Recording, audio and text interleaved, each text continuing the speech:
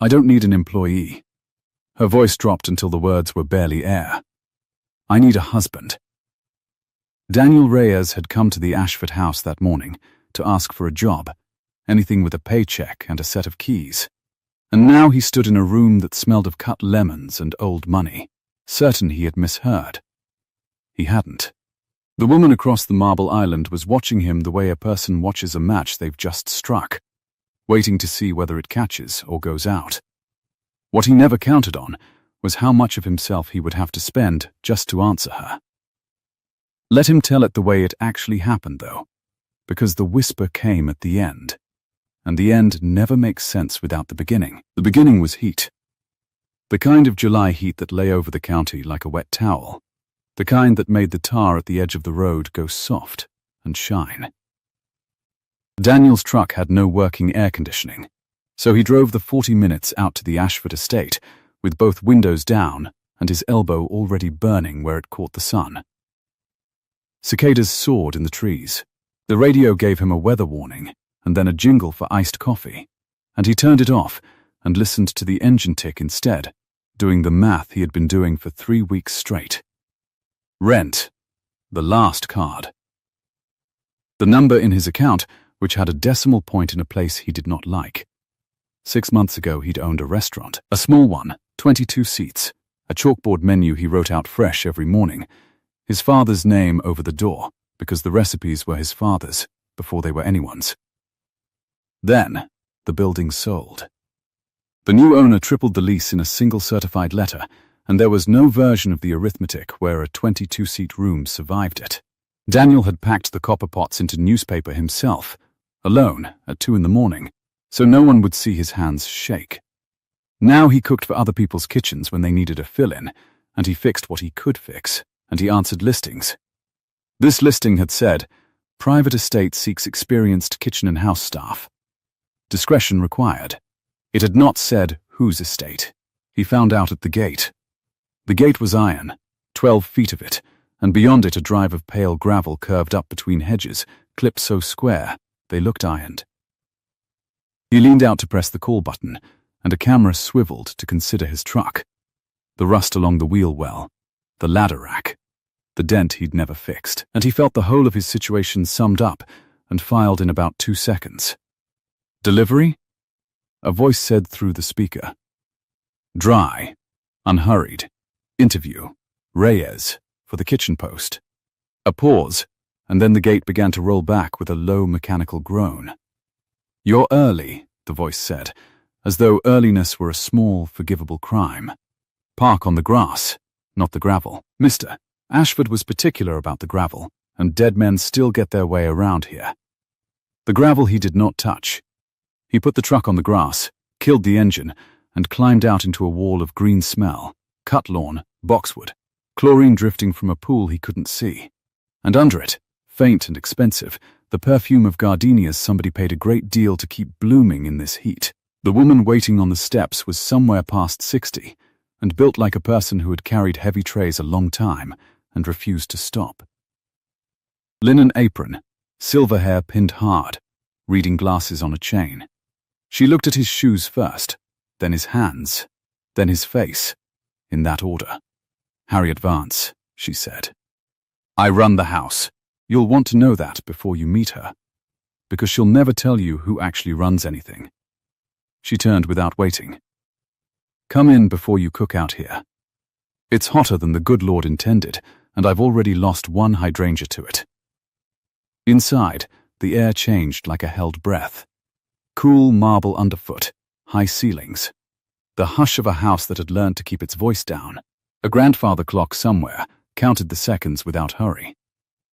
Daniel followed Harriet past a hall of framed photographs, sailboats, groundbreakings, a stern old man shaking hands with people who mattered, and tried not to leave a mark on anything. Coffee's cold in the kitchen, Harriet said over her shoulder. The espresso machine costs more than my first car, and nobody in this house drinks anything but green tea and grief, so help yourself. She stopped at a set of double doors. One thing. She's had 11 interviews this week. She sent all 11 home before the water finished boiling.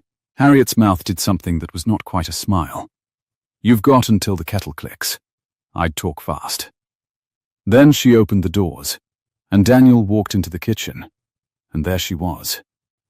He knew the face before he placed the name. It had been in the business pages, in the society pages, in the photo beside the words Ashford Group, the hotels, the resorts. The glass towers with her family's name cut into the stone above the doors. Vivian Ashford. In print she was always in a gown or a boardroom, chin lifted, untouchable. In her own kitchen at 11 in the morning, she was barefoot on the cool tile in cream trousers and a sleeveless blouse. A smear of flour on one wrist, glaring at a stand mixer, as though it had insulted her family personally. "It won't come together," she said, not looking up. "The dough. The card says 8 minutes on low. It has been 11 minutes, and it looks like wet cement." "That's because it's 94 degrees out," Daniel said, before he could weigh whether it was smart to correct a woman who could buy the county. "Warm kitchen, warm butter. The dough's fine. It's just soft. You want to chill the bowl." She looked up then. Her eyes were a cool, considering grey, and they moved over him with none of Harriet's kindness and all of Harriet's speed. "And you are?" "Daniel Reyes.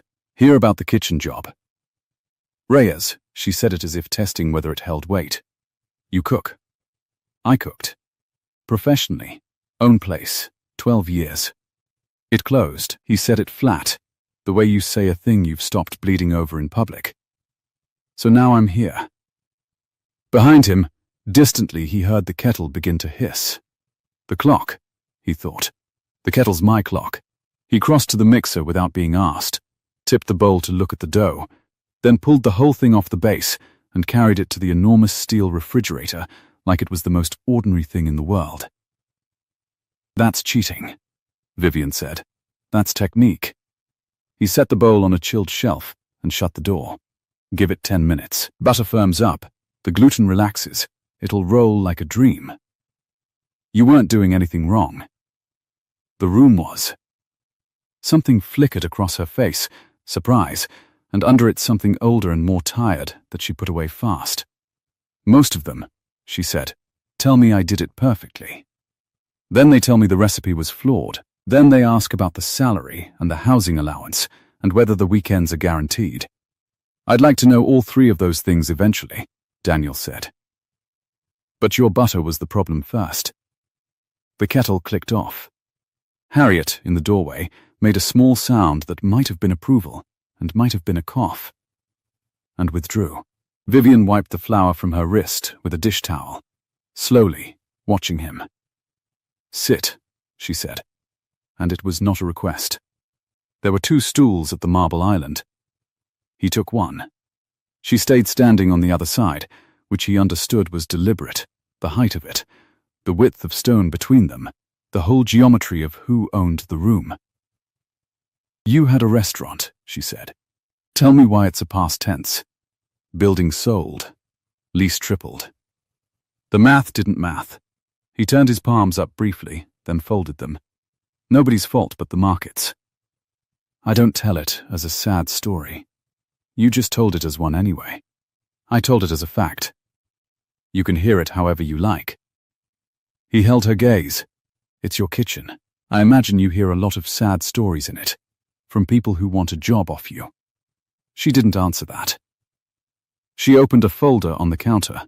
His folder, he realized, his own thin Russum printed out, and her eyes moved down the page. 12 years, 1 location, no partners, no investors, no lawsuits, no health citations. She looked up. "You ran it clean. I ran it honest. Those aren't always the same thing, but in my case they were.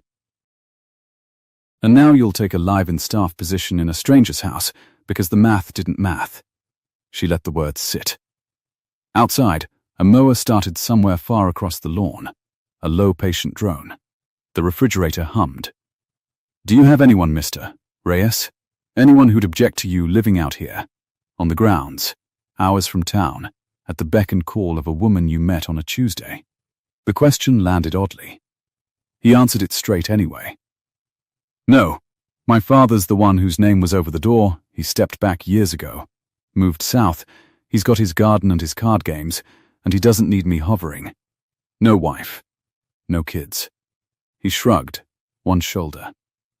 It's just me and a truck with a bad ack. That's not a tragedy either. It's just quiet. Quiet, she repeated, and something in the words seemed to catch on something inside her. For a moment, the untouchable woman from the business pages was gone, and what stood in her place was a person alone in an enormous cool house with a clock counting for no one. Then she straightened, and the boardroom came back down over her like a visor. Do you know who I am? Vivian Ashford. Ashford Group. Hotels, mostly. He tilted his head. You made the low national news last spring.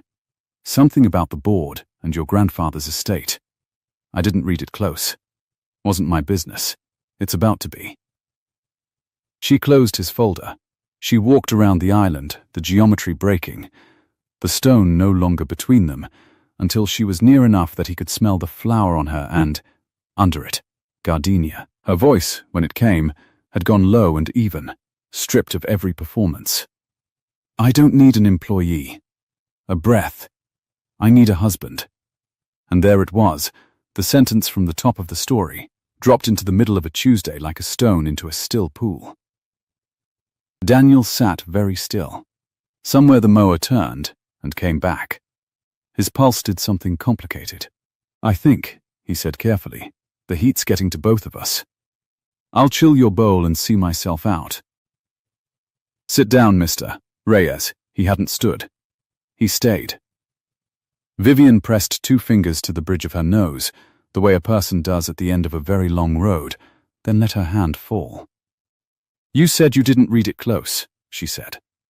So let me tell you close. My grandfather built all of this. Every hotel, every stone with our name on it. He was old-fashioned in ways that were charming right up until they weren't. When he arranged his estate, he wrote a condition into the trust. Control of Ashford Group, the whole of it, the board seats, the voting shares, this house, passes to me in full only if I am married by my 35th birthday. Her jaw tightened. He believed a woman running a company alone would run it into the ground. He believed I needed, and I am quoting the document, a steadying influence. He put it in writing, and then he made it too late to argue with him. When's the birthday? Daniel asked. The question came out before the wisdom of it. The 14th of September. He did the math without meaning to. That's under 2 months. 8 weeks. She said it like a woman reading her own sentence aloud. 8 weeks, or the controlling stake, my grandfather's life's work, the thing I have given every hour of the last decade to, passes to my cousin Julian, who has never opened a hotel, balanced a payroll, or worked a shift in his life, but who is, and again I quote the trust, of sound family standing, and, crucially, married. Her mouth curled without any humor in it. He sent me a voicemail last week. Would you like to hear how family sounds when it smells blood? She didn't wait for an answer. She took her phone from the counter, tapped it, and set it between them, and a man's voice filled the cool kitchen, smooth, unhurried, warm in the way a lukewarm bath is warm. Vivi, it's me. Look, let's be adults about this. I know the clock's a nightmare for you, and honestly, nobody wants to see you scramble.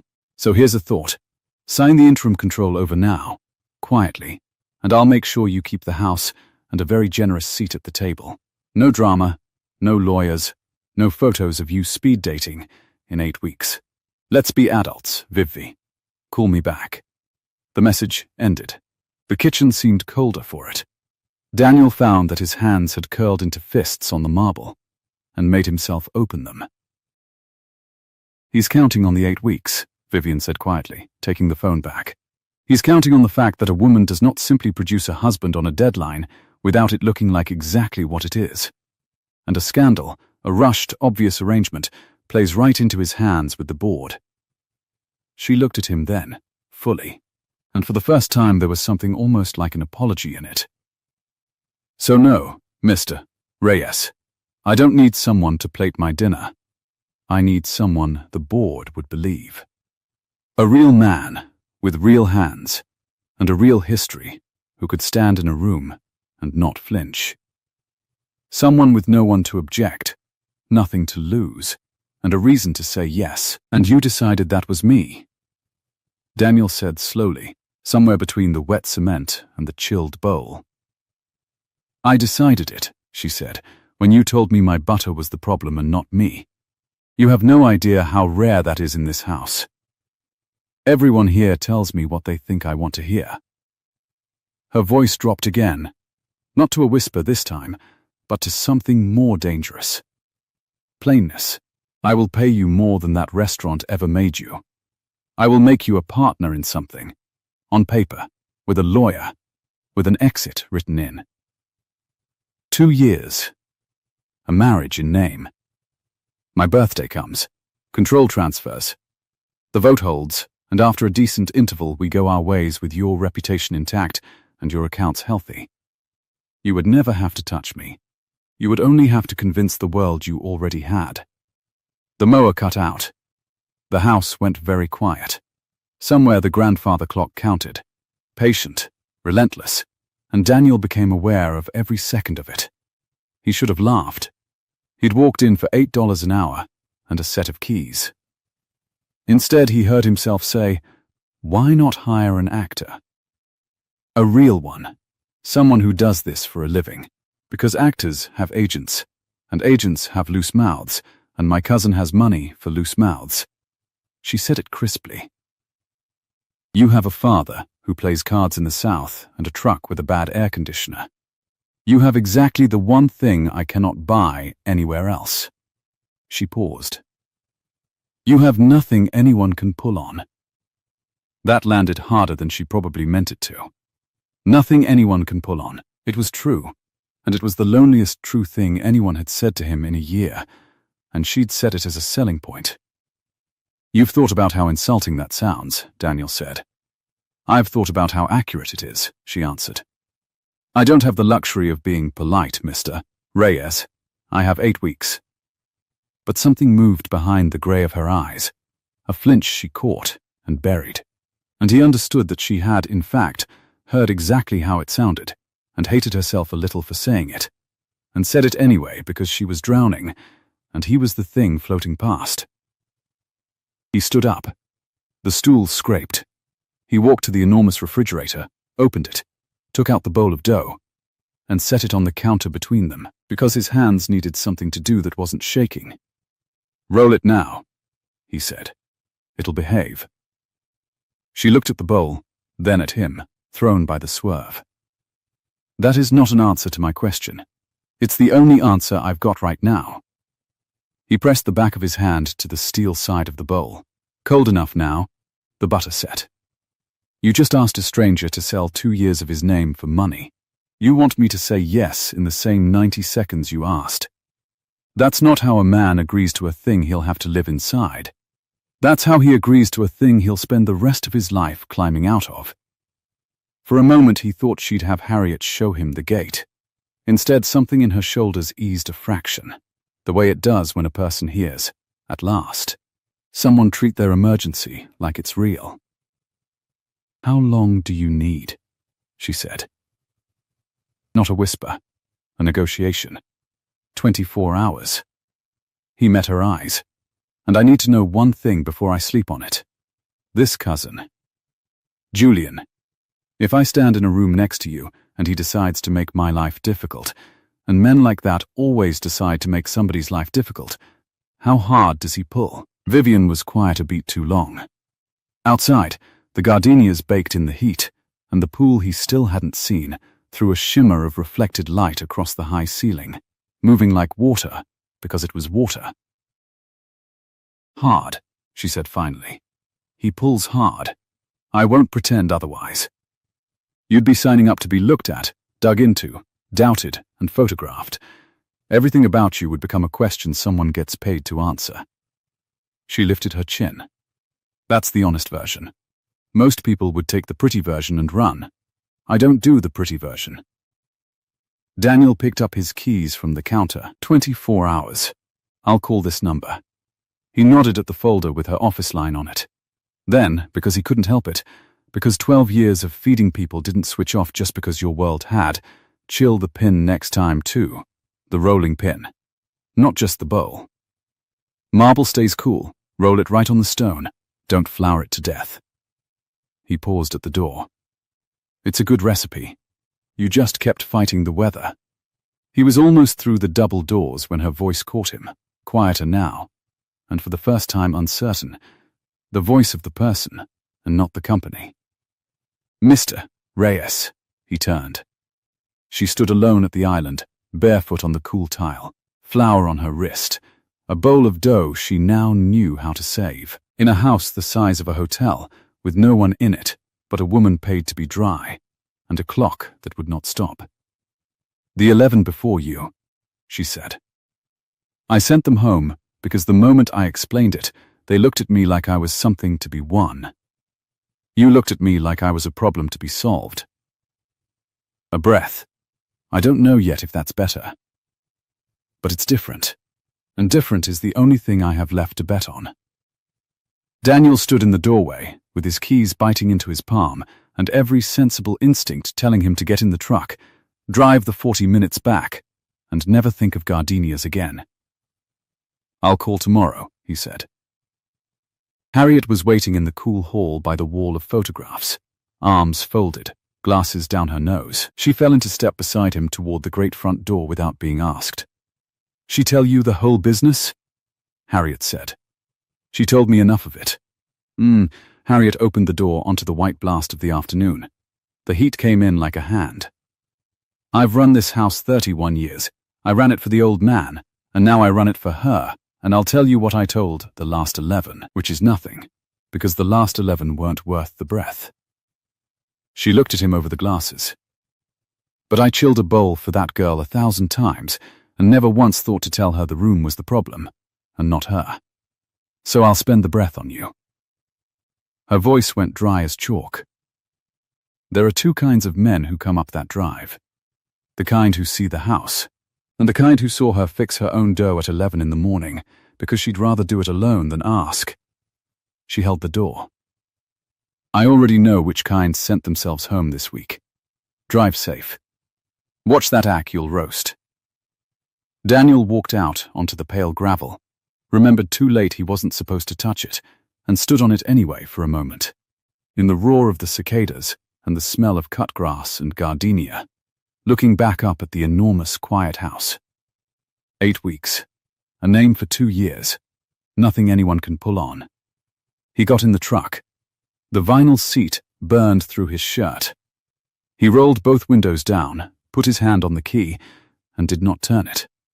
Instead, he sat there in the heat, doing the math he had been doing for 3 weeks. Rent, the last card, the decimal point in the wrong place, and finding, for the first time, that the numbers were no longer the loudest thing in his head. The loudest thing was her voice, dropped to almost nothing across a slab of marble. I need a husband. He turned the key. The engine caught. And as he rolled down that ironed green drive toward the 12-foot gate, his phone lit on the seat beside him. An unknown number. A single text from a stranger who already, somehow, knew he'd been there. Mr. Reyes, it read. We haven't met. I'm Julian Ashford. Let's be adults about this. Whatever my cousin offered you, I'll better it, and you won't have to marry anyone to collect. Call me before you do something you can't undo. Daniel stopped the truck halfway down the drive, engine idling in the heat, and stared at the little glowing screen. He had told Vivian he had nothing anyone could pull on. He was beginning to understand that, as of 11 o'clock that morning, that was no longer true. Daniel did not call Julian Ashford back. He read the text twice, then a third time, and each time the same word snagged him. Adults. Both cousins used it. It was, he decided, the word people reached for when they wanted you to hold still while they took something. He set the phone face down on the passenger seat, put the truck in gear, and drove the rest of the way down the ironed green drive without answering. The gate rolled open for him. In the mirror it rolled shut again, slow and iron and final, and the estate closed behind him like a book he wasn't done reading. The drive home took 40 minutes and felt like 4. The heat pressed in through both windows, thick with the smell of hot tar and someone's cut hay, and the cicadas rode with him the whole way, sawing out of every tree. He should have been thinking about the money. Instead, he kept hearing a kettle. "You've got until the kettle clicks." I'd talk fast. His apartment was 2 rooms over a shuttered hardware store on the north edge of town, and the window unit had been losing the war with July for a week. He let himself in, dropped his keys in the chipped bowl by the door, and stood in the small hot dark, listening to the compressor rattle. On the counter sat the copper pots, still wrapped in the newspaper he'd packed them in at 2 in the morning 6 months back. He hadn't unwrapped them. He hadn't been able to make himself throw them out either. They lived on the counter like a question he kept not answering. He ran the cold tap over his wrists until his pulse slowed. Then he called his father. "Mijo." Ram Reyes's voice came warm and unhurried down the line, a card game clattering somewhere behind him. "You never call on a weekday." "Somebody in trouble?" "No trouble, Pop, just a question." Daniel pulled a chair to the window, where the unit at least pretended to blow. "Say a person offered you a job that wasn't really a job. Say it paid enough to fix everything. But it asked you to lie to a whole lot of people for 2 years. The cards stopped clattering. "This a legal question or a moral one?" "Both, maybe. Then here's your father's whole wisdom in one breath, and you can hang up after." A pause. Daniel could picture him taking off his reading glasses, the way he always did before he said the true thing. Money buys back a lot of what the market takes. It never once bought back a name. I put mine over a door because a name's the one thing they can't triple the lease on. You understand me?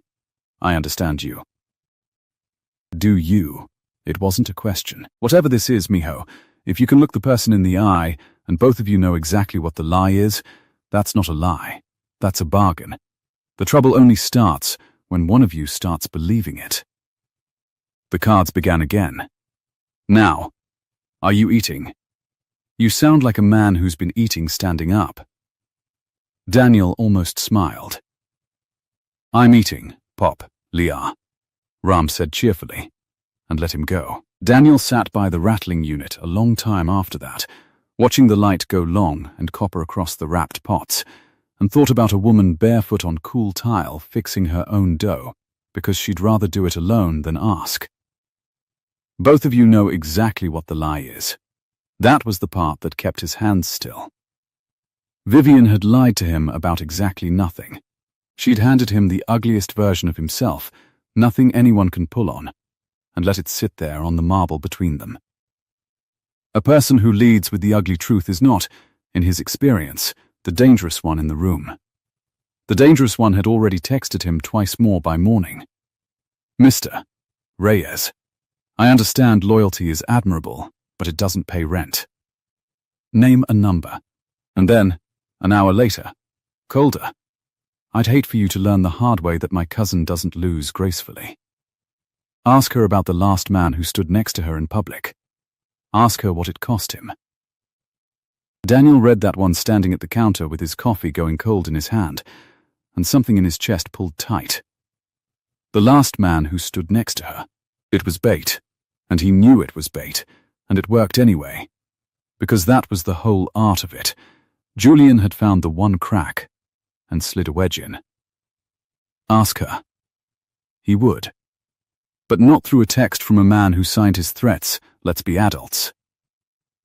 He drove back out to the estate at 10 the next morning, an hour ahead of his own 24, because sitting still had become the harder thing. Harriet met him at the door with a look that said she'd expected him and was annoyed to be right. "Well," she said, "the truck survived." That's one of my 2 questions answered. She stepped back to let the cool of the house swallow him. "She's on the terrace. She hasn't slept. Don't tell her I told you. She'll dry clean me for it. Coffee's cold in the kitchen, same as yesterday. And before you ask, no. Nothing's changed in this house in 31 years, except the people it disappoints. She started down the marble hall, then paused by the wall of photographs and tapped one with a knuckle. The stern old man, mid-handshake. That's the grandfather. The one who wrote the clock into her life. Good with money, terrible with granddaughters. Her voice went dry as August.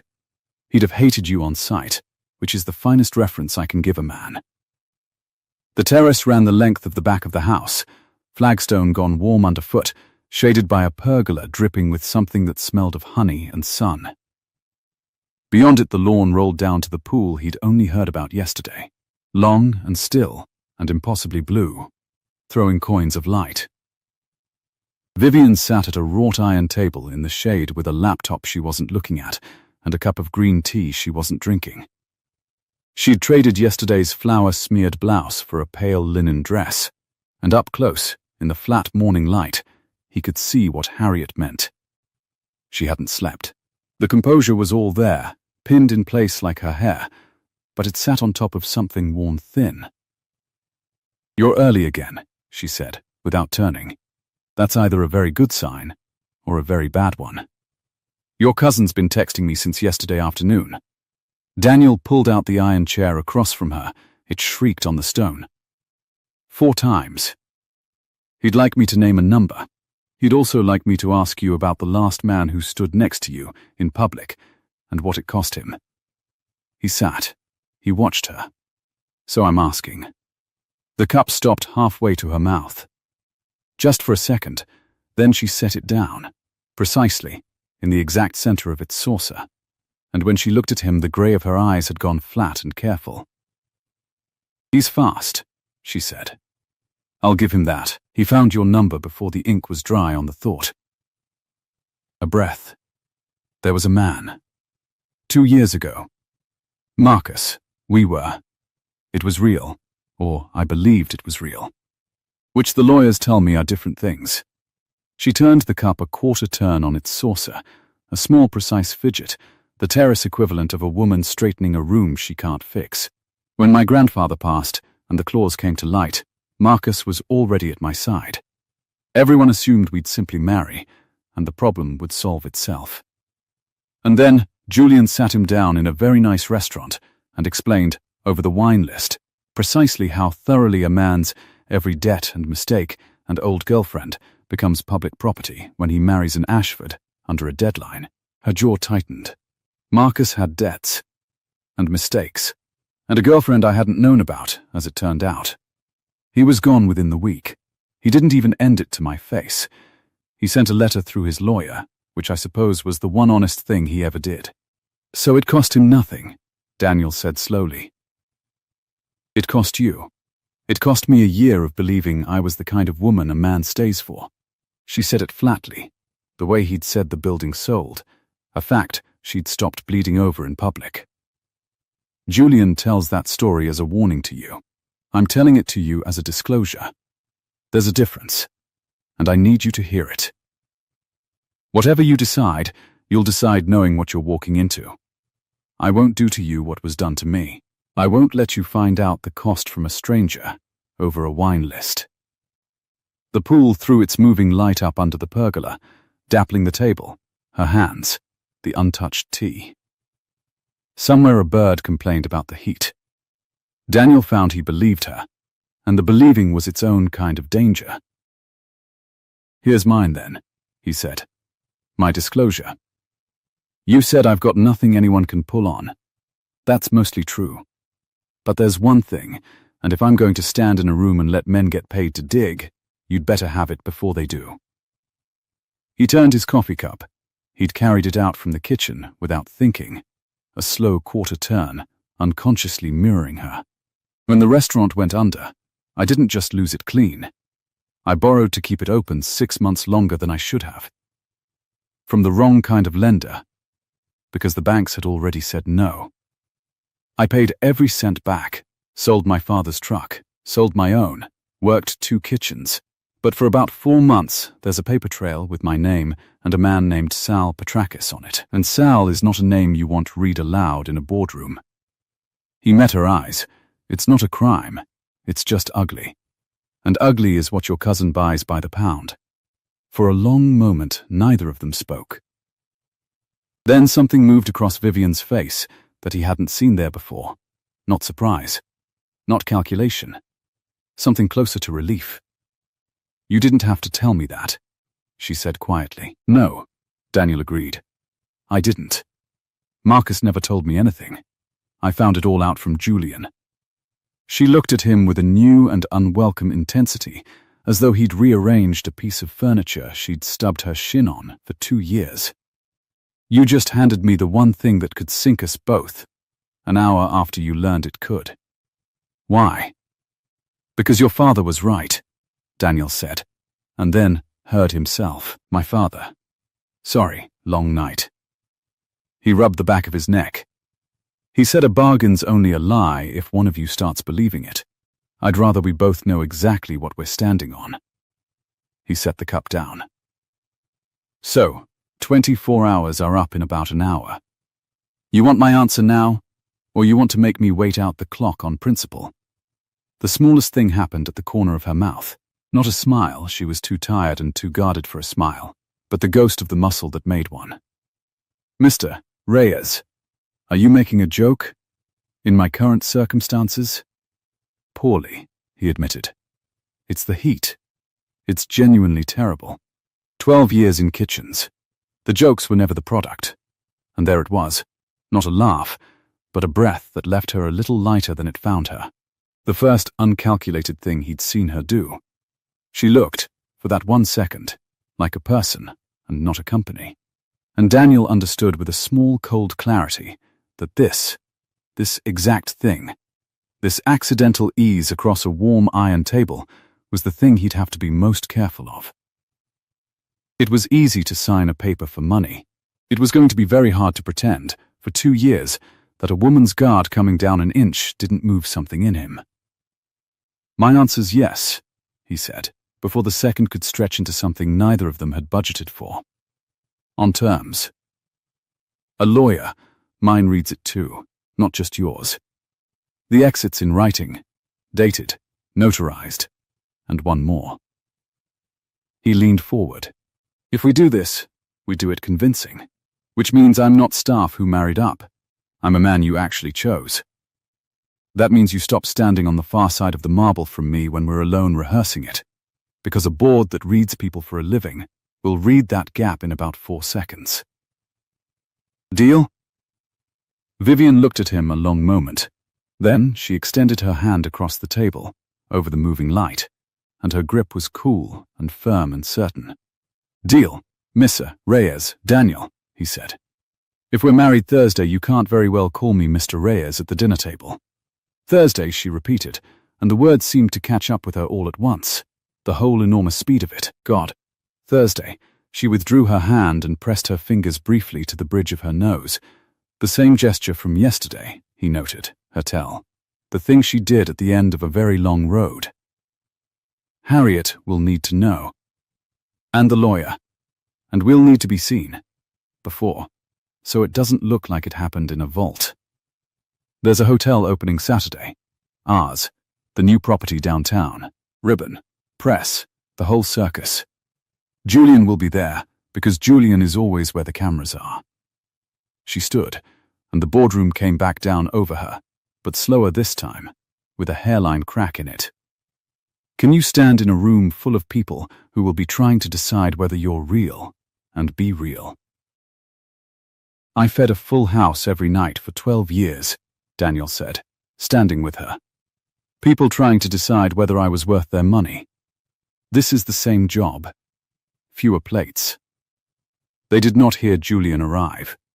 That was the thing about the house. Its hush swallowed engines, footsteps, the roll of the gate, so that the first Daniel knew of it was Harriet's voice on the terrace steps, gone flat and formal in a way he already knew meant trouble. "Mr. Julian is here," she said. He did not call ahead. A beat, dry as bone. He never does. It spoils the ambush. And there he was, coming down the flagstone in a linen suit the color of good cream, sunglasses pushed up into hair that had been cut by someone who charged for the privilege. He was younger than Daniel expected, and softer, the smoothness of a man who had never once carried a heavy tray, and he was smiling the warm, lukewarm smile of the voicemail, arms slightly open, as though he'd arrived at a party thrown in his honor. "Vivi," Julian said, "you look exhausted. I keep telling you, this clock is going to age you, and you've got such good bones." His gaze slid to Daniel, unhurried, and did the same 2-second summing Daniel had felt at the gate. The truck, the rust, the ladder rack, all of it, except now it was aimed at his face. "And you must be the cook. Daniel, isn't it?" "Reyes." He said it exactly the way Vivian had that first morning, testing whether it held weight, except where hers had been a scale, his was a scalpel. "I've been trying to reach you. You're a difficult man to do a favor for." "I got your messages," Daniel said. "All 4. And I don't take work over text. Bad for the digestion." Julian laughed, a genuine sound. Delighted. "Oh, he's good. Vivi, where did you find him?" He drifted to the iron table, picked up her cold cup of tea, sniffed it, set it down with faint distaste. Green tea and grief. This house never changes. He turned, and the smile stayed, but the warmth went out from under it like a tide going out fast. "Let me save everyone a great deal of time and legal fees. Whatever my cousin has offered you, and I imagine it's dressed up as a partnership, she's clever like that, I will pay you the same to walk down that drive and forget the gate combination. No marriage. No 2 years of your life pledged to a woman you met on a Tuesday. No cameras deciding whether the cook cleans up nicely." He spread his hands. "You keep your name entirely your own. Frankly, it's the better deal by every measure a sane man uses." "Frankly," Daniel echoed, and felt Vivian go still beside him. "You use that word a lot. Your voicemail. Your texts. Now," he tilted his head. "In my experience, the word frankly is what a man reaches for right before he says the least frank thing in the room." The smile flickered, just once, a bulb about to go. "Careful," Julian said. "Pleasant. You're new here. You don't know how the tide runs yet. I know how it runs where I'm from." Daniel didn't raise his voice. 12 years of the past had taught him the loudest thing in a hot room was usually the calmest one. A man who's holding a good hand doesn't spend 4 texts and a surprise visit trying to bribe the guy holding the worst cards at the table. "You want me gone bad enough to drive out here in this heat and offer to pay me for nothing? That tells me one thing, Mr. Ashford." He let it land. "Your clock's ticking louder than hers." Silence on the terrace. The pool threw its light. Harriet, on the steps, had gone very still, and Daniel caught, at the edge of his vision, the flicker of something that might have been a grin she was too professional to let finish. Julian set his sunglasses down on the iron table, with a small, deliberate click. When he spoke again, the party voice was entirely gone, and what stood in its place was flat and even, and, for the first time, honest. "Do you know what she isn't telling you?" he said, looking not at Daniel, but at Vivian, watching her face while he aimed the words at the cook. "There's a second condition in that trust. Vivi loves to lead with the marriage clause because it's the tidy one, the one that makes her the victim of a dead man's sexism. But grandfather wasn't a fool. He wrote a morals clause underneath it." His eyes came back to Daniel, glittering. If the marriage is proven a sham, a paper arrangement, a hired husband, a cook in a rented suit, control doesn't just fail to transfer. It transfers to me. Immediately. No 35th birthday. No vote. No decent interval. The day a judge decides you two are a fiction, I own everything." He retrieved his sunglasses, unhurried, a man who'd played his card and enjoyed the weight of it. "So by all means, marry her Thursday. You won't just be selling your name, cook, you'll be handing me the loaded gun and hoping I never find the trigger." He slid the glasses on. "I always find the trigger." He was halfway up the steps, past Harriet, before Daniel found his voice, and when he did it was quiet. "Is that true?" Vivian didn't answer right away. Her hand had gone to the back of the iron chair, and her thumb pressed white against the metal. and she was looking at the pool as though the answer were written on its moving surface. The silence stretched past comfortable, past deniable, into the place where a silence becomes an answer of its own. Vivian, he said her first name for the first time, and it turned her head. Is there a morals clause? Yes, she said. Just the one word. Lo, there is. And you were going to tell me when? Saturday. After the opening. After you'd been seen. After it was harder to walk away. She met his eyes, and to her credit she didn't flinch from it, though the cost of not flinching showed.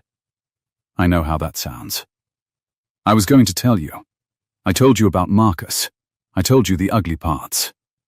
I was going to tell you this one too, Her composure finally cracked, one clean hairline all the way down. I've had 11 people walk out of my kitchen this week, Daniel. You were the first one who made me think the phone might stop ringing at 3 a.m.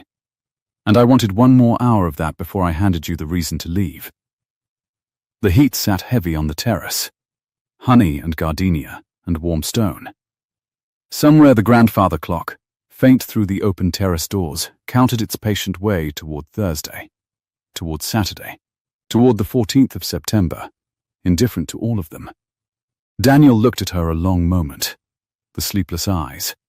The crack in the composure she wasn't bothering to hide now. The woman who led with the ugly truth about everyone but herself. His father's voice moved in his head. The trouble only starts when one of you starts believing it. You should have told me at the table, he said, before I shook your hand. I know. Because now it's not just a bad arrangement. Now it's a trap, with your cousin's name on the other end of it, and he just told me he's going to spend the next 2 years trying to prove I'm exactly what I am. Daniel exhaled, slow, and picked up his cold coffee, and set it down again without drinking. Hired, a cook in a rented suit. Then you'll walk, Vivian said, very quietly, and he could hear her bracing for it, 12 interviews worth of bracing. Nobody would blame you. I wouldn't. Daniel was quiet. Down the drive, faint, an engine turned over. Julian's, purring expensive and unhurried. The sound of a man who never doubted the gate would open for him. Daniel listened to it fade, and thought about a smooth voice saying, let's be adults, and a wine list, and a letter sent through a lawyer, and 11 people who'd looked at this woman like something to be won, and then gone home. I'm not walking, he heard himself say, and watched her head come up. But the deal just changed, and so do the terms. He leaned in over the warm iron, over the moving light. If your cousin's going to spend 2 years hunting for proof that we're a fiction, then we can't be a fiction he can prove. Which means from Thursday on, you and I know something nobody else on this earth gets to know. Not Harriet. Not your lawyer. Not my father. The realer we make it look, the more it stops being something and starts being. He stopped. He hadn't meant to walk to that edge. Starts being what? Vivian said. Daniel didn't answer. Because the honest end of that sentence was a place neither of them had a clause for, and because just then his phone lit on the warm iron table between them. A 5th message from Julian Ashford, 2 words this time, and he turned it so she could read it too. Tick-tock. Tick-tock.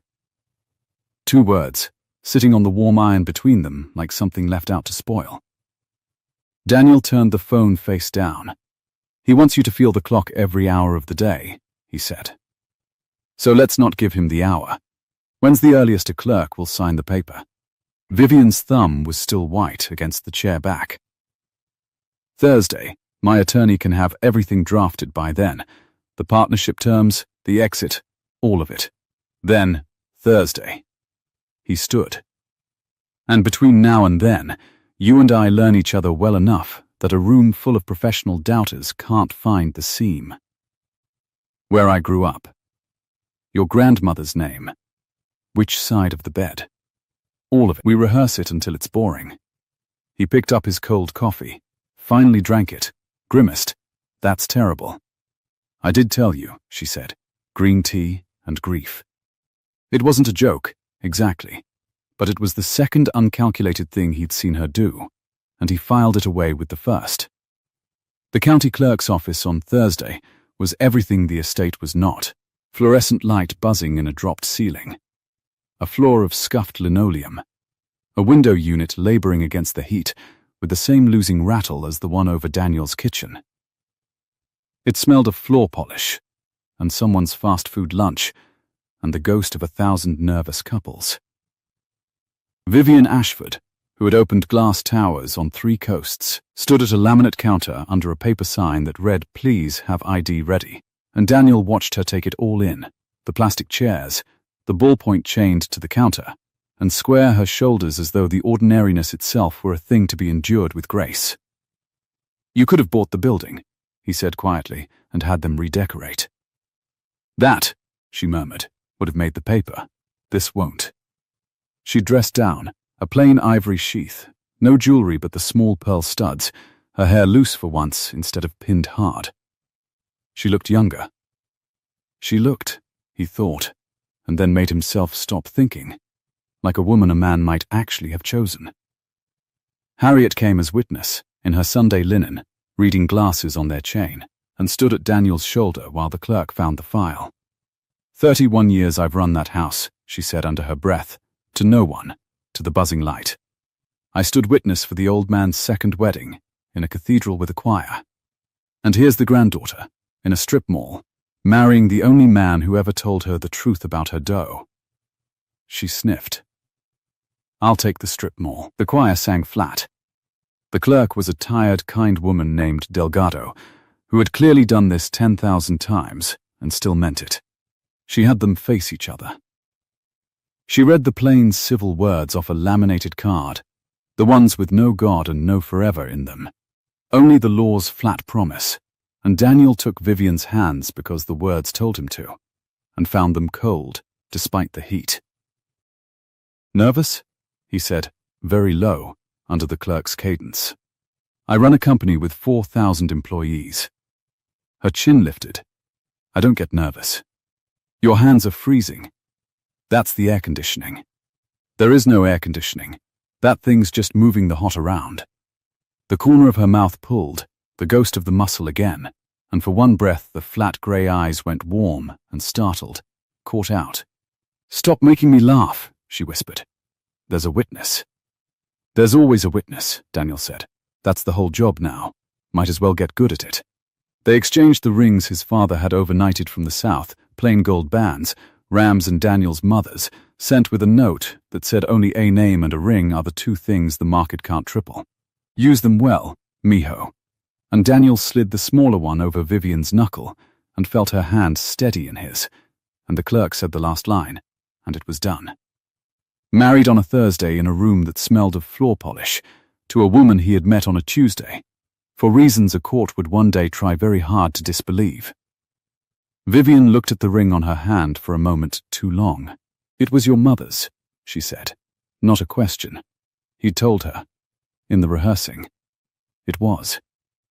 "Daniel," she glanced up, and there was something almost like alarm in it. "I can't wear your mother's." "You can for 2 years," he said. "Then you give it back and I put it in a drawer, and no one ever has to know it meant anything. That's the deal. Ugly truth. Remember?"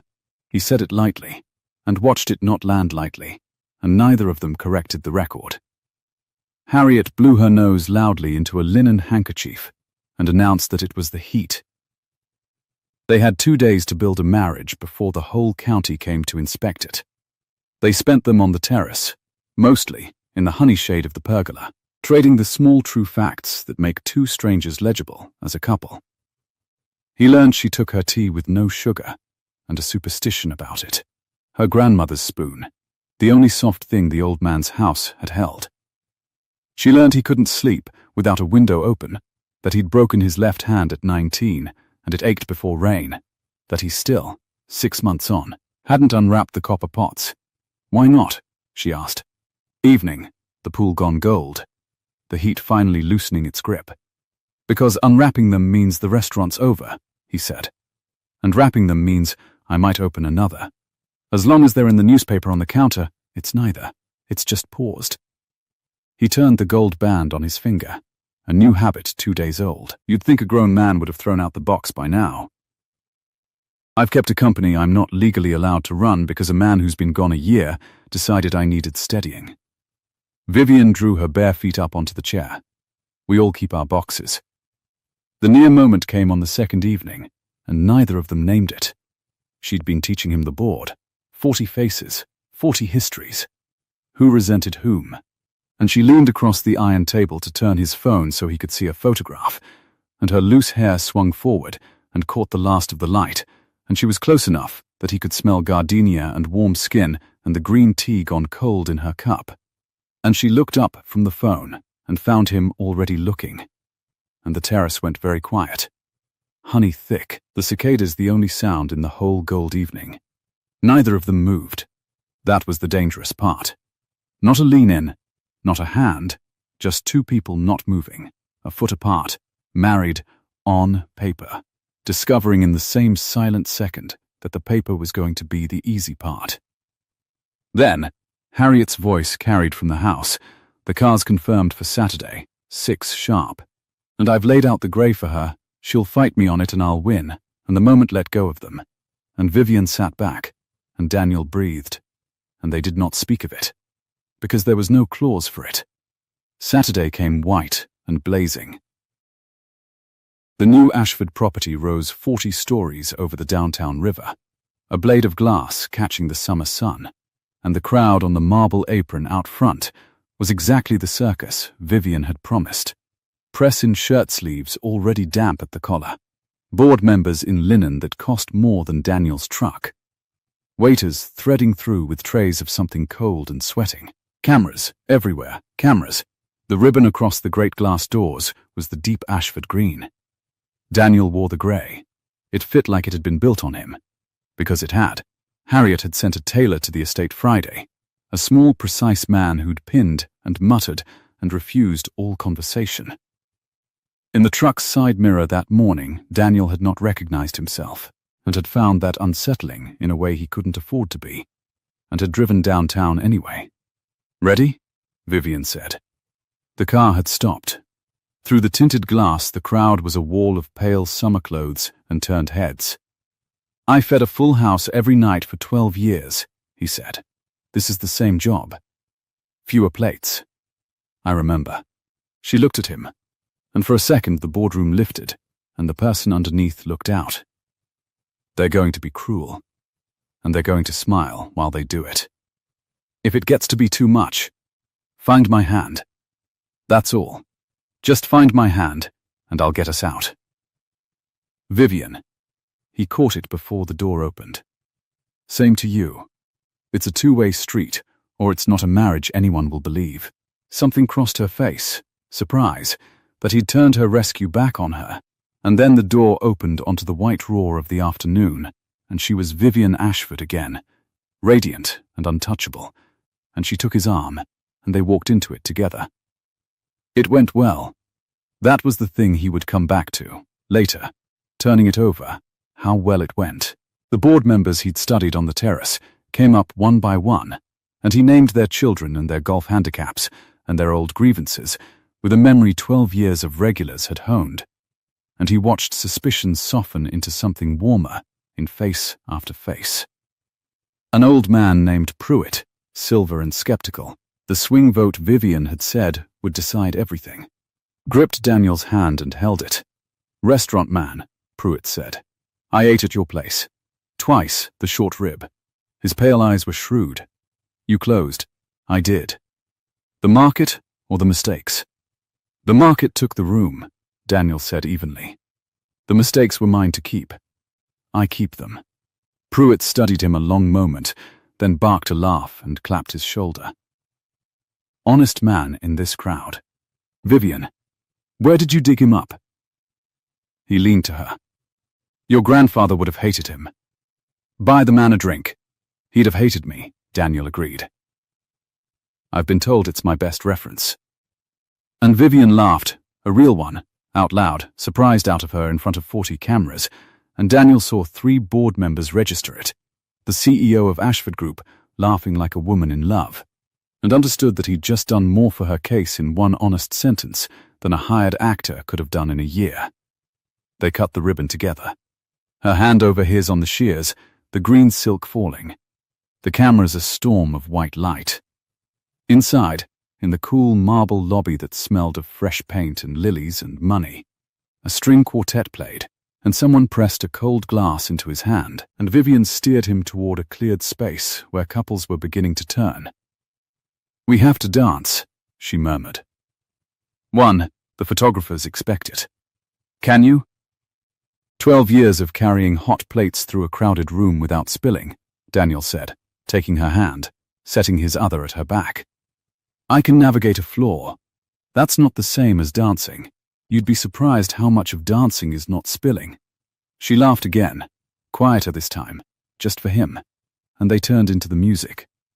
She was close now, closer than the terrace, her hand light on his shoulder, the gardenia and the warm marble and the faint champagne of the room, and for 4 minutes under the white lobby lights, Daniel forgot the paper entirely, forgot the clerk's office, and the claws, and the truck with the bad ack. There was only a woman turning in his arms who had laughed twice in an afternoon after not sleeping for a week, and the small astonishing weight of her trust, and his own mother's ring warm on her hand where it lay in his. "You're good at this," she said, low, near his ear. "I'm good at not spilling." No. She drew back an inch to look at him, and the grey eyes had gone soft and unguarded in a way that undid something in his chest. "You're good at this. At making a person feel like the only." She stopped, caught herself at the edge, the same edge from the terrace. "The music's ending," she said instead. "Vivian," his hand tightened at her back, just slightly. "The music's not ending." "It is," she said, "in about 8 seconds, and when it does, a great many people are going to be watching to see what we do." Her breath was unsteady. "So we're going to smile and step apart, and I'm going to get us both something cold, and we are not going to finish that sentence. Deal." It was the word from the terrace, the word they'd shaken hands on. He let her go. Deal.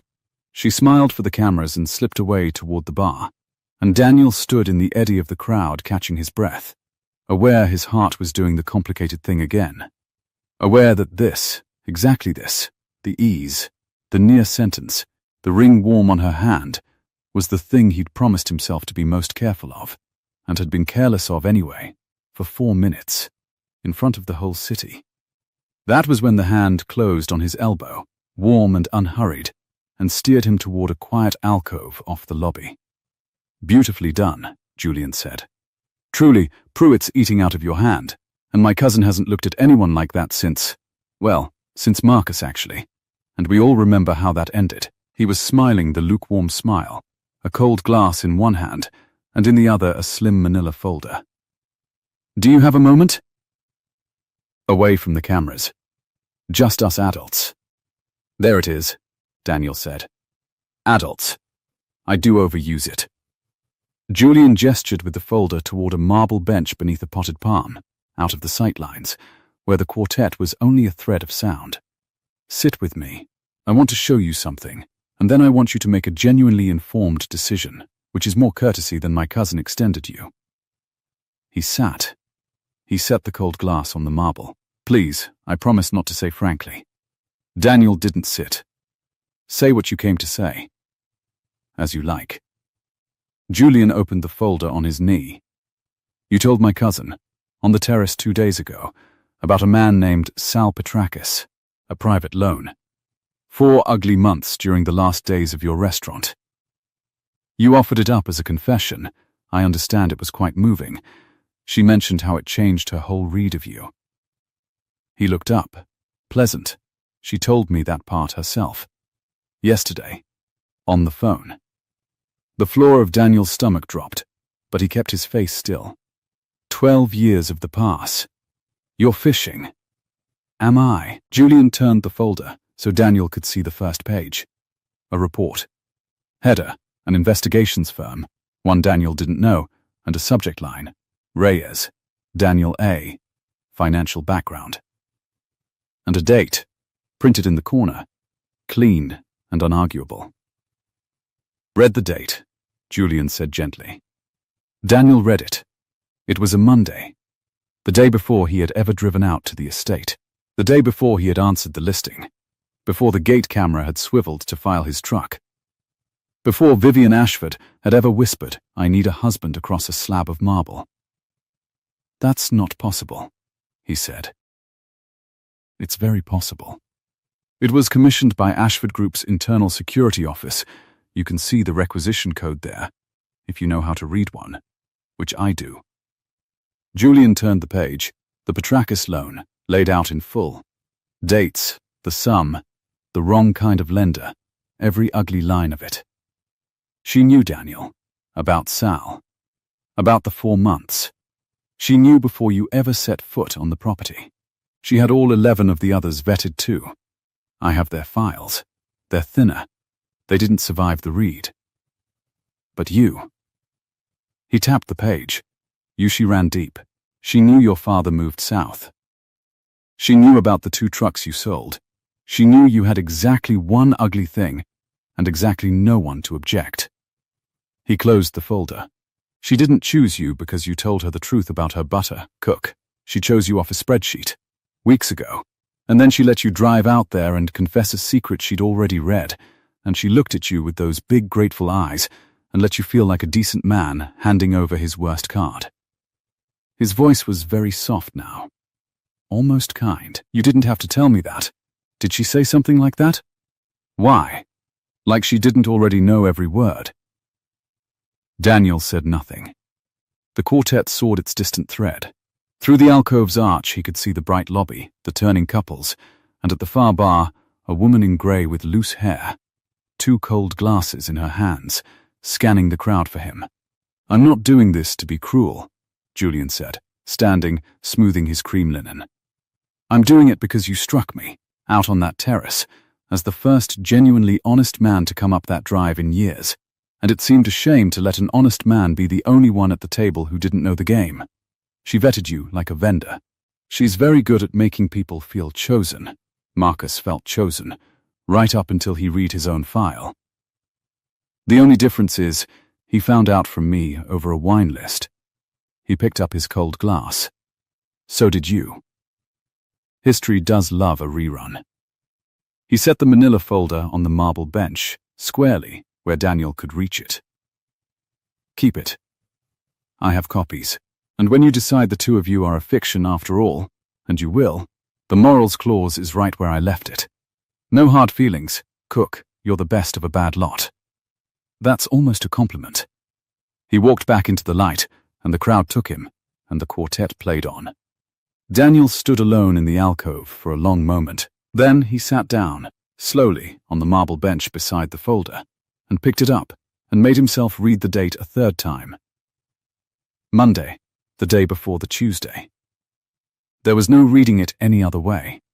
The bench was cold through the fine grey wool the tailor had built on him 2 days ago, and the fresh paint smell of the new building was suddenly cloying, chemical, and somewhere out in the bright the cameras kept flashing, filing away the honest cook and his radiant wife for whoever wanted to buy the pictures later. She let you feel like a decent man handing over his worst card. He thought of her hands going cold in the clerk's office. That's the air conditioning. He thought of "You didn't have to tell me that." And the relief on her face, which he'd read as relief, which he'd trusted, which had been the thing, the one thing, that made him shake her hand across the moving light.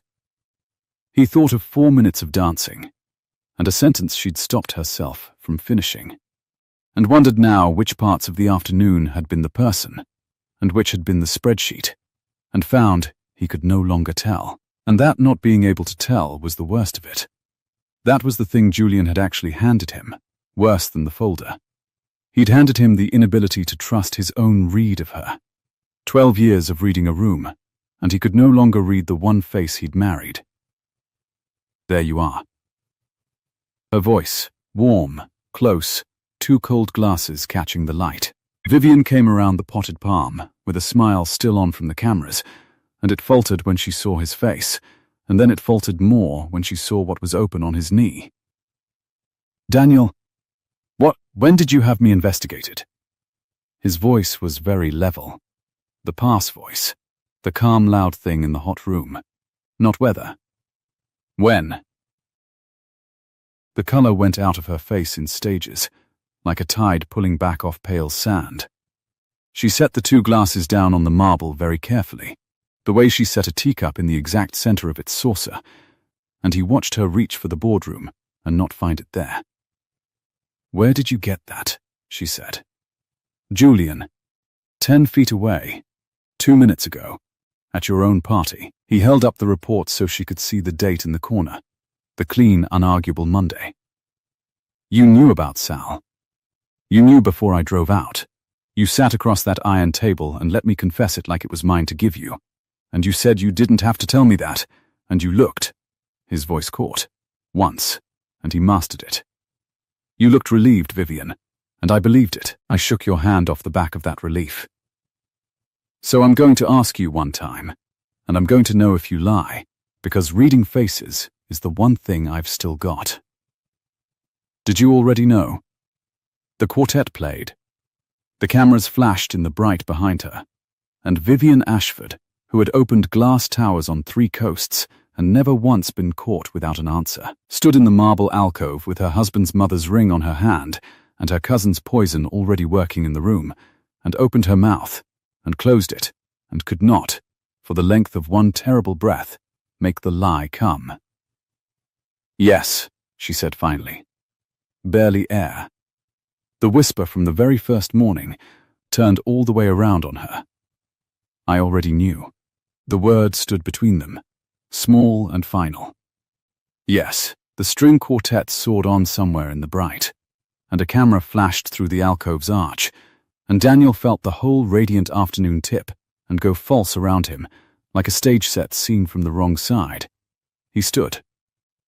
The grey wool the tailor had built on him 2 days ago felt like a costume now, because that was what it was.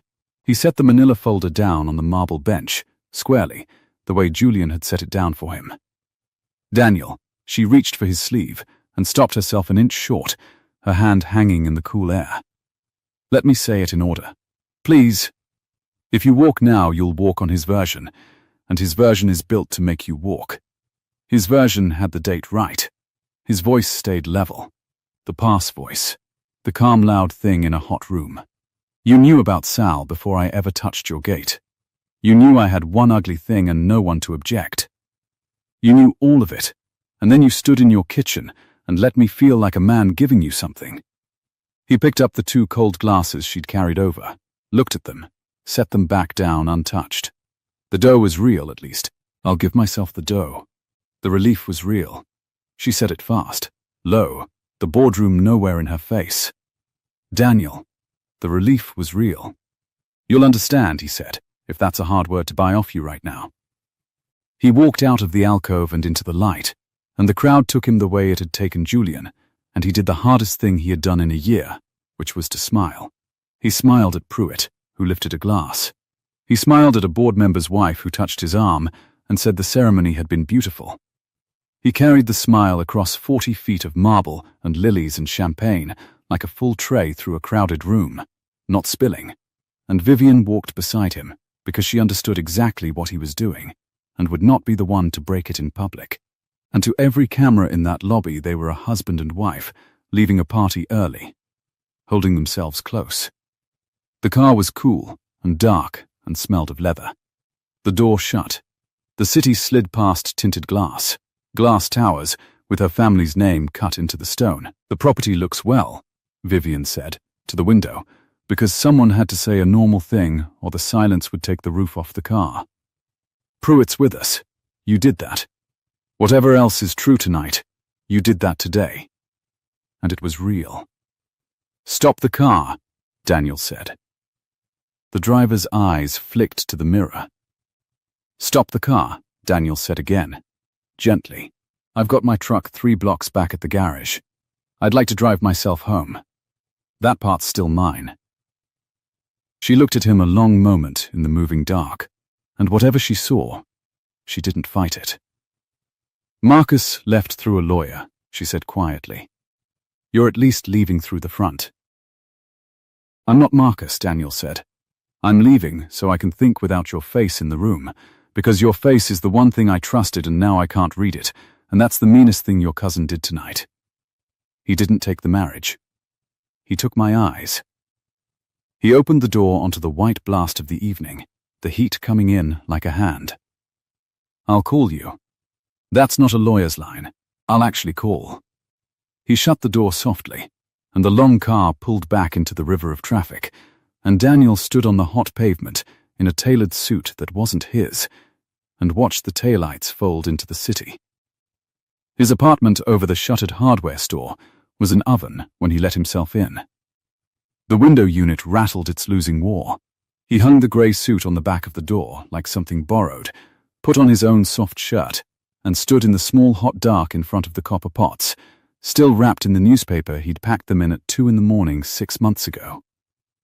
He unwrapped one. He hadn't meant to. His hands did it while his head was elsewhere, peeling the soft grey paper off the big saucier his father had bought second-hand 30 years back, and the copper came up dull and warm and familiar under the streetlight through the window, and Daniel stood there, holding it like the one true thing left in the county. He called his father.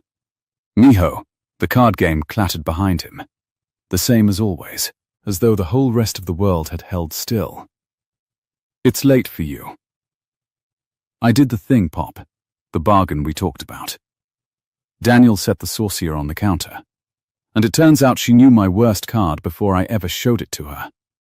She let me play it like a gift. The card stopped. A long breath came down the line, the sound of a man taking off his reading glasses.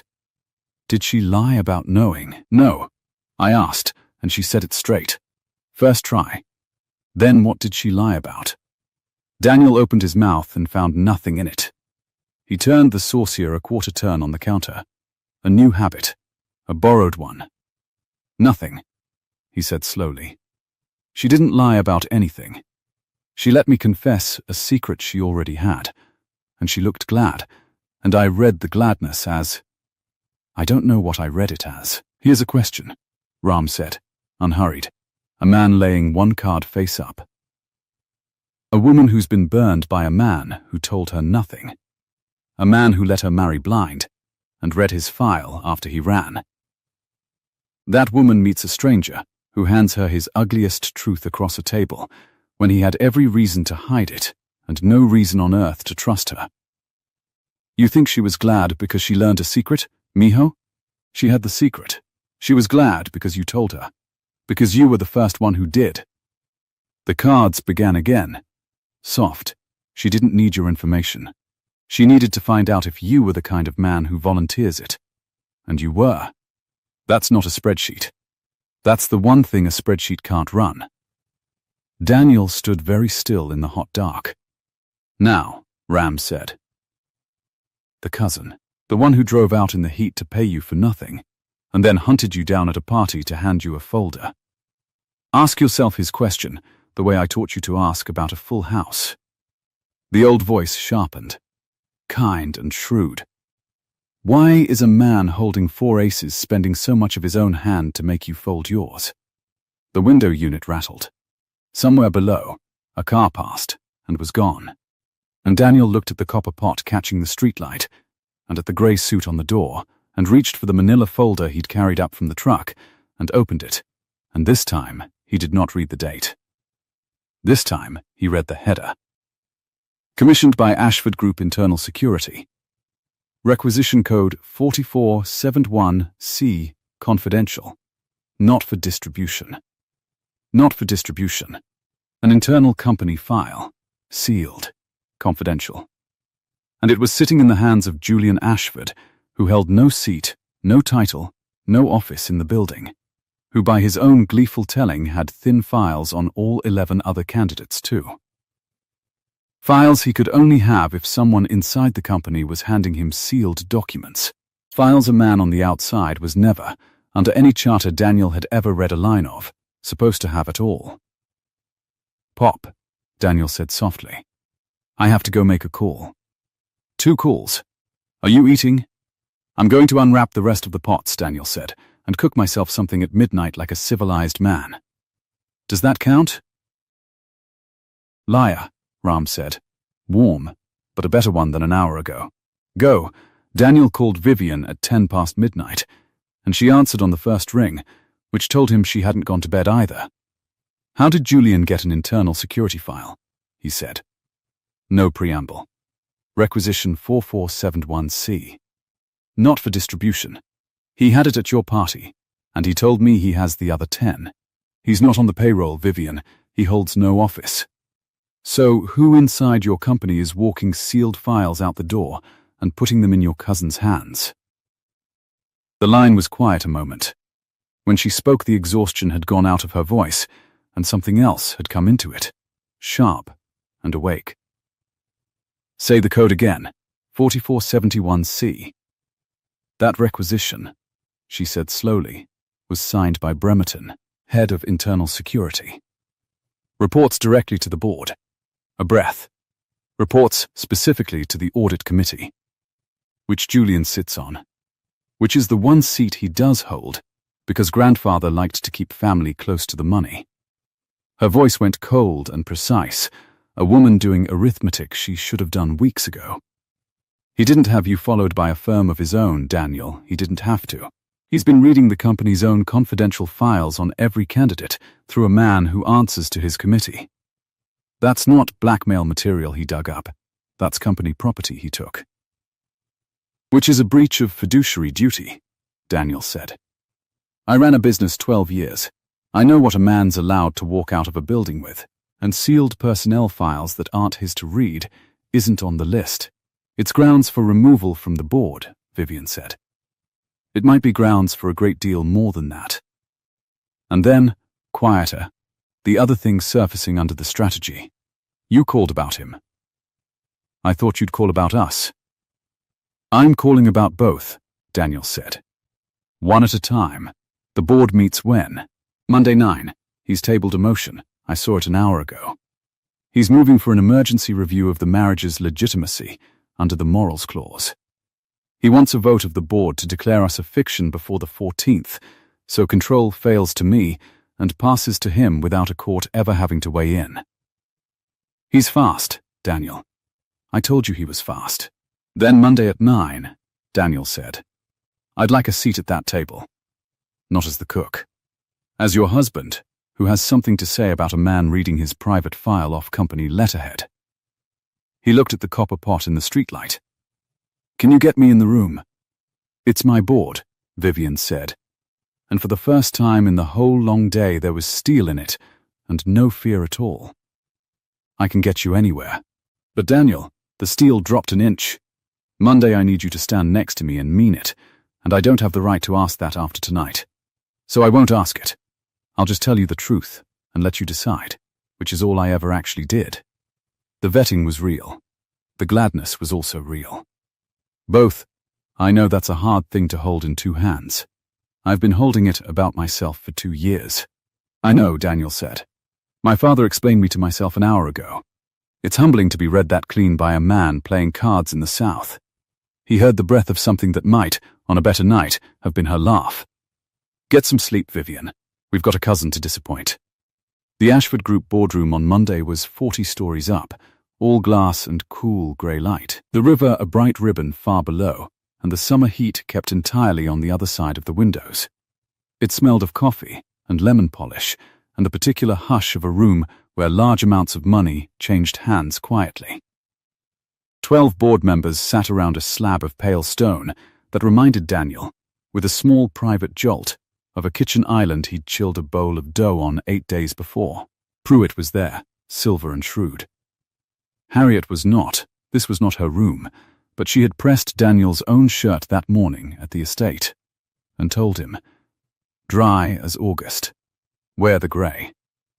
Let them see the man they already decided they liked on Saturday. Then, let him talk.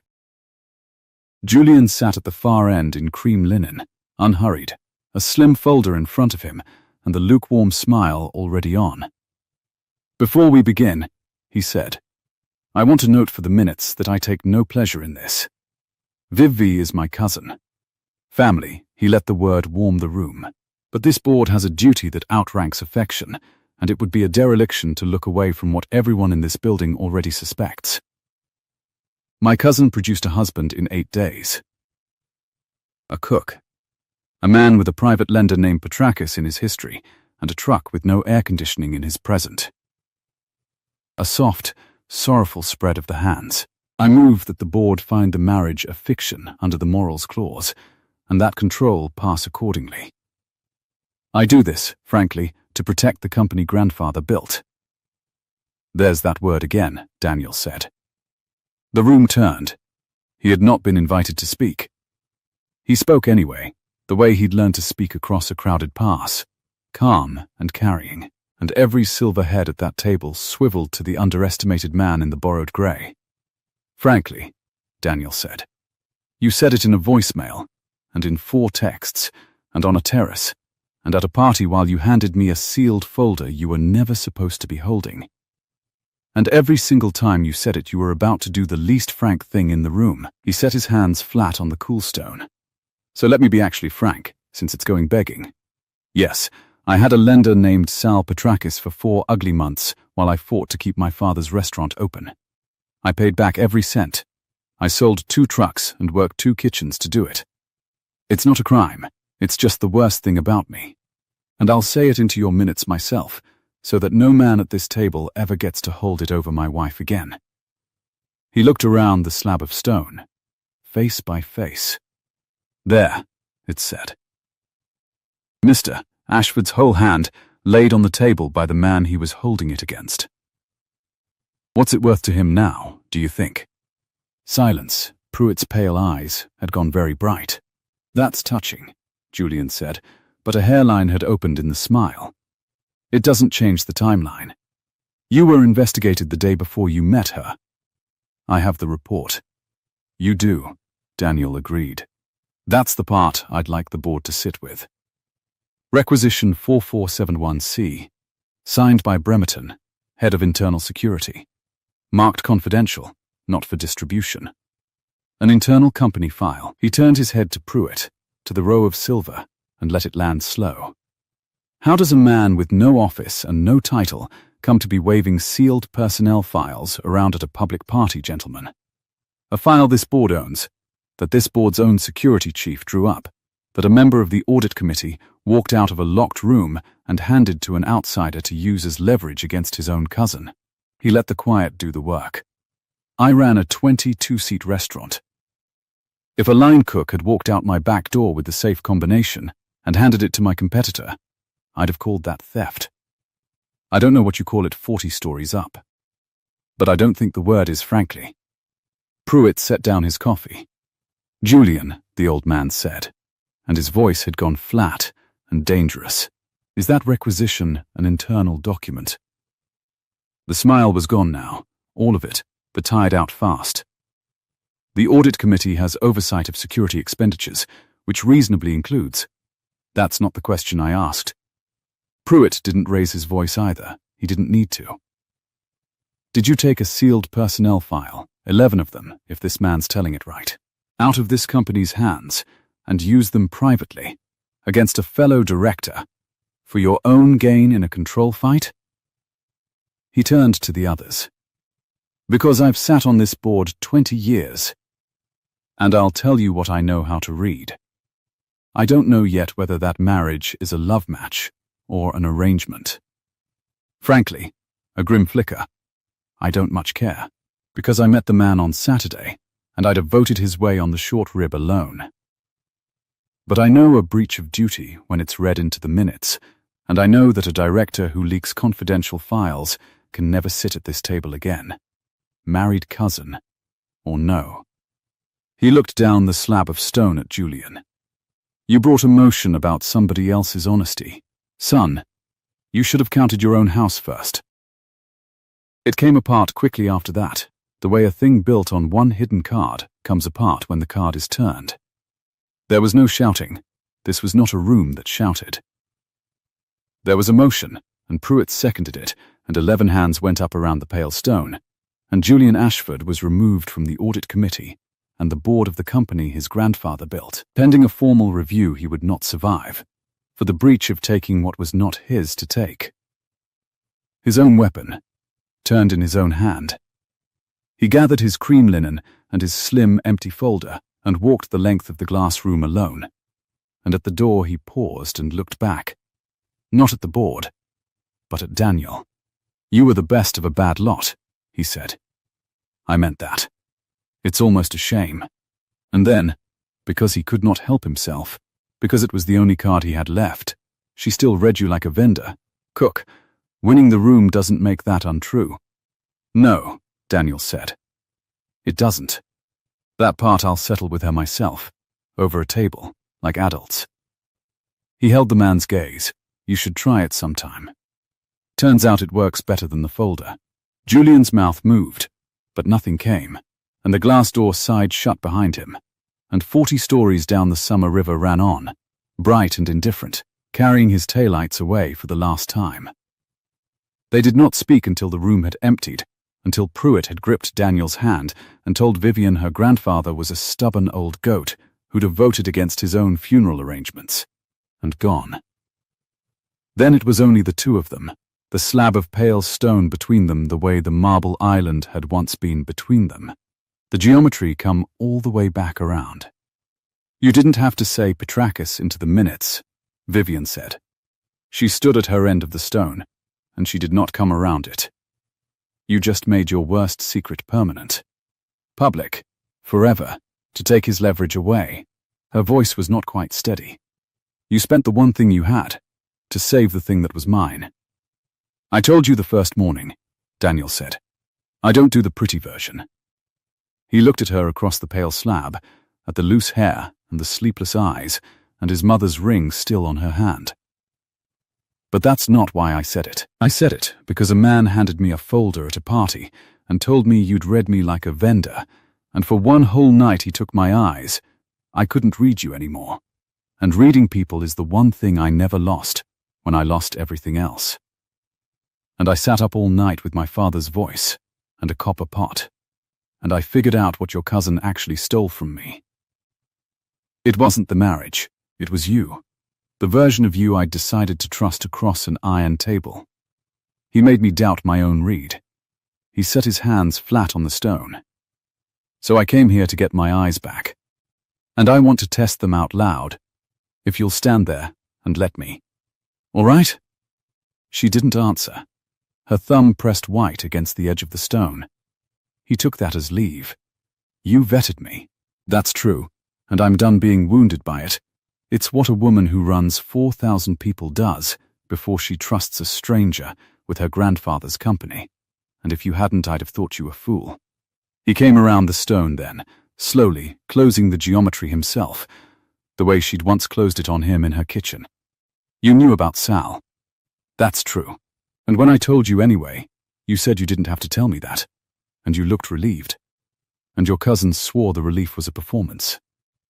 But here's my read, Vivian, and you'll tell me if it's wrong, because I'll know if you lie."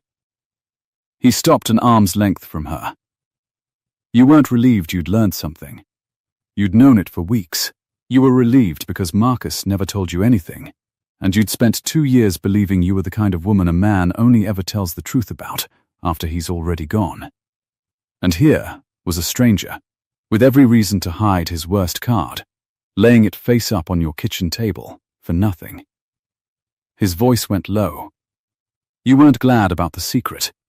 You were glad about the man. That's my read. Tell me I've lost my eyes." For a moment, Vivian Ashford, who had opened glass towers on 3 coasts and just watched her cousin walked out of her boardroom, could not make a single word come. When it came, it was barely air. The whisper from the very first morning turned all the way around and made gentle. "You haven't lost your eyes," she said. "You never had it wrong. Not once. Not even for the length of his folder. Then here's the part that isn't a read." Daniel took her cold hand off the edge of the stone and held it in both of his mother's ring warm between their palms. "I signed a paper for 2 years. Somewhere around the dough, or the terrace, or 4 minutes of not spilling on a lobby floor. The 2 years stopped being the deal. I stopped pretending for the cameras and started forgetting they were there. You caught yourself twice on the edge of a sentence you wouldn't finish. I'm going to finish mine, because I'm done being careful about the one thing worth being reckless for. He looked at her, plain, the way he'd looked at a stand mixer and a folder and a whole hostile board. I didn't marry the company, Vivian. I married the woman who'd rather fix her own dough alone than ask. And I'd like to stay married to her long after the 14th of September makes it optional. Not on paper. For real.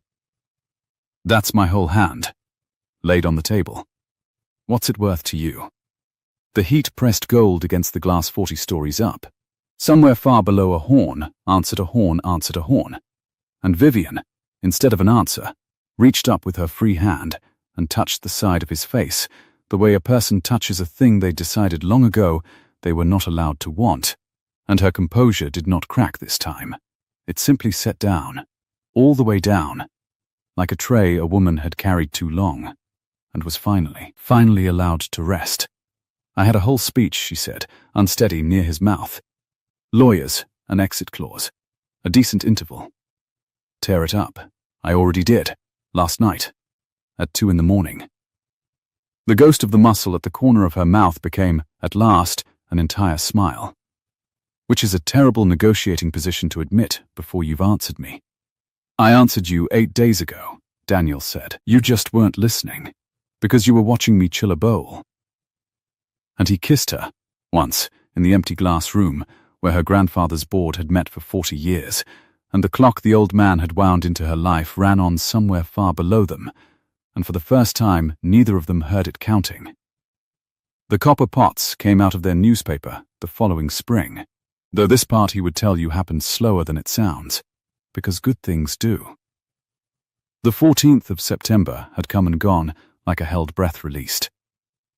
Control of Ashford Group transferred to Vivian in full, every board seat, every voting share, the stone with the family name cut over the door, and the morals clause turned out to be nothing anyone could prove. Because there was nothing left to prove, the marriage was real, plainly and boringly real.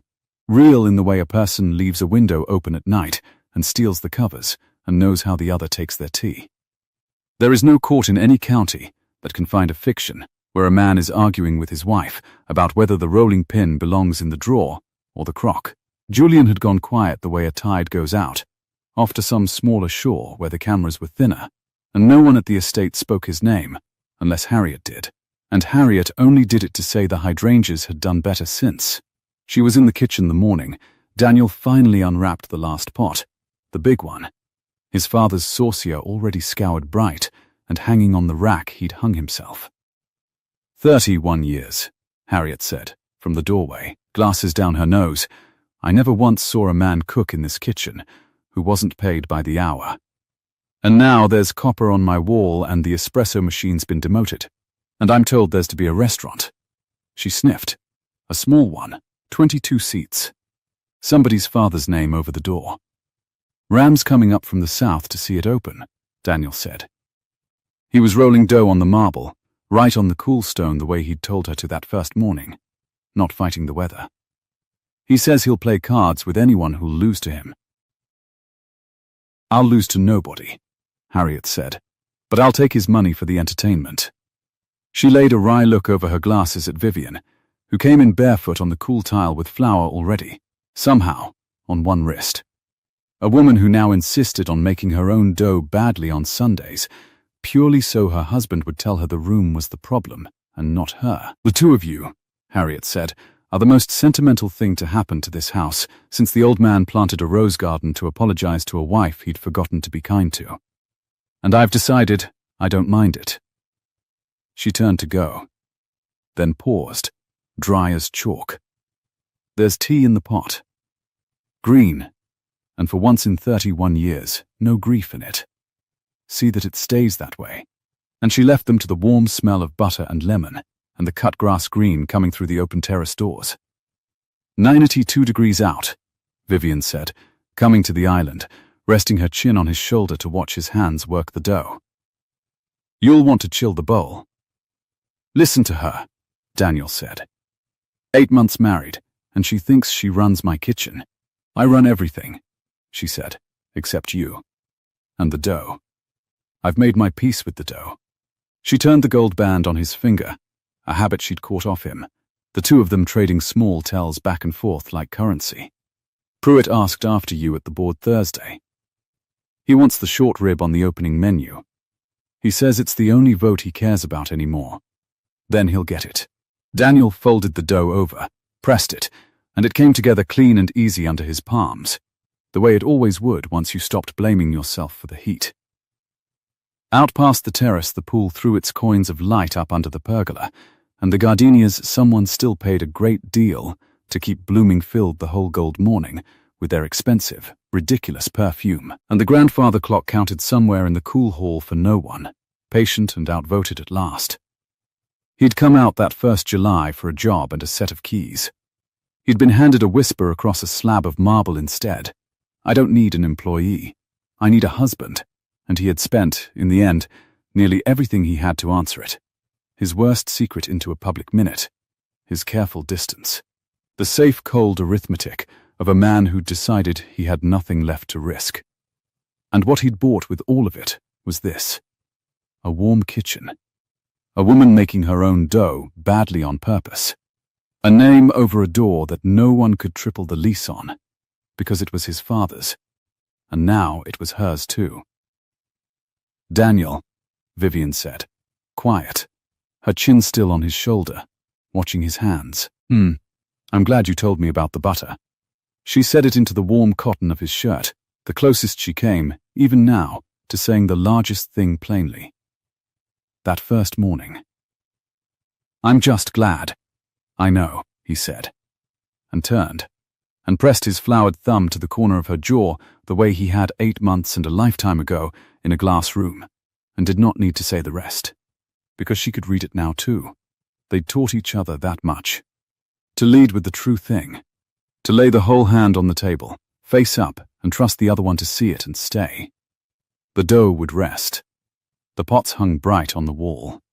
And out past the open doors the summer went on being generous, the way it does when you finally stop bracing against it. If this story warmed something in you, if you believe the quiet ones, the ones who fix their own dough at 11 in the morning rather than ask, are the strongest people in any room, then stay with us here at Platinum Diaries. Subscribe and let the next story find you. There's always another door up another long drive, and someone honest walking toward it, and a whisper waiting on the other side that changes everything. We'll see you there.